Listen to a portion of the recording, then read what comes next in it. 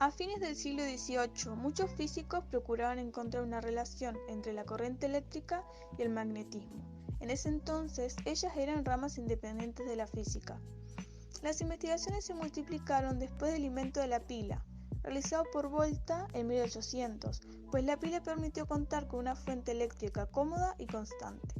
En 1820, Hans Christian Oester, mientras mostraba a sus alumnos el efecto termodinámico al pasar corriente eléctrica por un conductor, observó accidentalmente que una brújula que se encontraba cerca se desviaba cuando circulaba corriente eléctrica.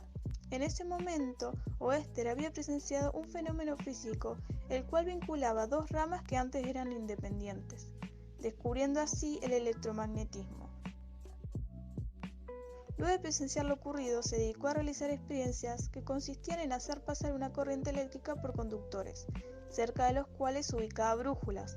Después de muchos ensayos, Oester descubrió que la brújula colocada inicialmente debajo del conductor con la misma dirección que éste, giraba bruscamente hacia una dirección perpendicular cuando se hacía pasar corriente eléctrica por el conductor. Poco después del descubrimiento de Oester, Ampère puso en evidencia y midió la fuerza de interacción entre dos conductores por los que circulaba corriente.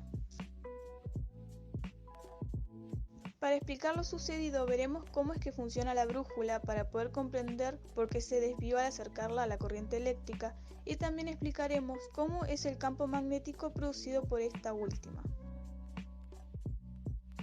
Si permitimos que un imán con forma de barra y con los polos en sus extremos gire libremente sobre un eje, observaremos que se alinea según la dirección norte-sur.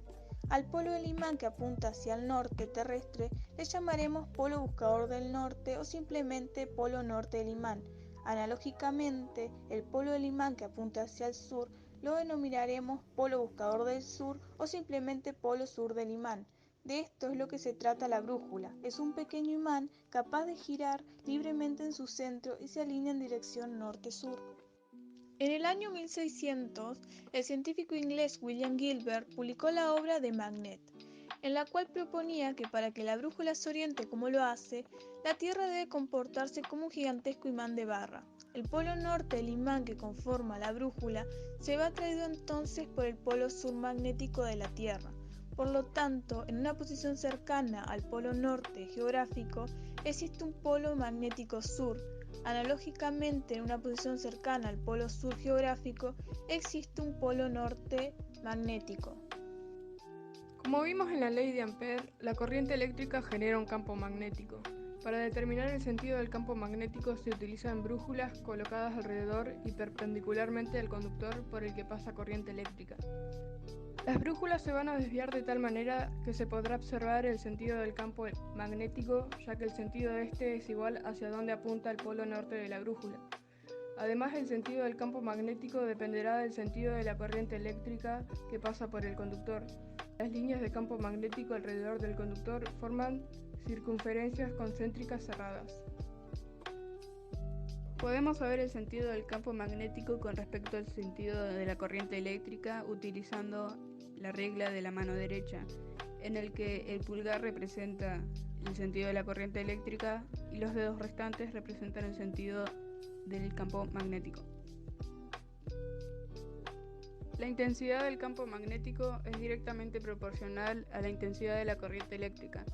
Es decir, a menor intensidad de corriente eléctrica tenemos menor intensidad de campo magnético y a mayor intensidad de corriente eléctrica tenemos mayor intensidad de campo magnético. Recreamos el experimento de Ørsted colocando el conductor de forma paralela a la aguja de la brújula. Estos fueron los resultados obtenidos.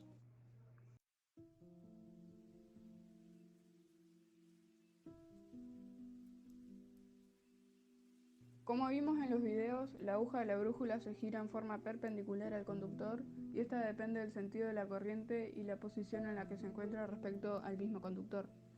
El sentido real de la corriente eléctrica siempre hace circular los electrones desde el polo negativo al positivo. El movimiento de la aguja de la brújula se debe a que su polo norte está marcando el sentido del campo magnético. Es por eso que cuando se encuentra arriba la brújula es diferente que cuando se encuentra abajo.